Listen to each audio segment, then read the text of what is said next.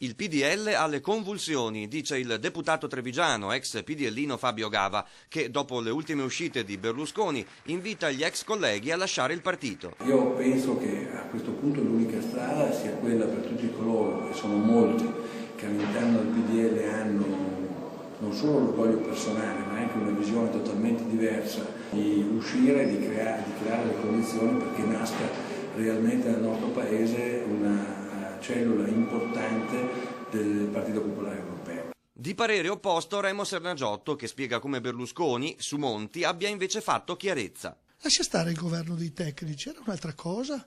Se ci sediamo a un tavolo con Monti presidente, il PDL dice che vorrebbe queste politiche di sviluppo, la Lega questa, se facciamo la sintesi condivisa da Monti, se Monti non scende in campo però, allora il centrodestra si deve organizzare.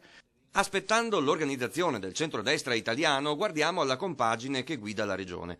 Berlusconi ha messo in discussione anche l'alleanza Lega-PDL a Venezia, ma deve avere sbagliato obiettivo. Nessun trevigiano del centrodestra in Regione Veneto sembra d'accordo con lui. Noi non abbiamo nessuna intenzione di sottostare ai ricatti di Berlusconi. Berlusconi forse farebbe bene a ritirarsi a vita privata e lasciare la politica magari a giovani emergenti. Il Veneto ha un patto con l'amico Luca Zaia presidente e con i veneti su un programma, lo stiamo realizzando.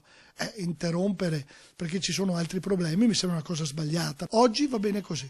Il presidente Zaia dice di non avere proprio tempo da perdere in quelle che definisce beghe di segreterie di partito. In Veneto, sottolinea, ci sono 162.000 disoccupati. Queste sì, sono beghe davvero serie. L'alleanza Lega-PDL ha tenuto durante molte burrasche. La verità è che noi, i nostri consiglieri, la mia giunta, il sottoscritto abbiamo solo un obiettivo, che è quello di rispettare gli impegni presi con i veneti.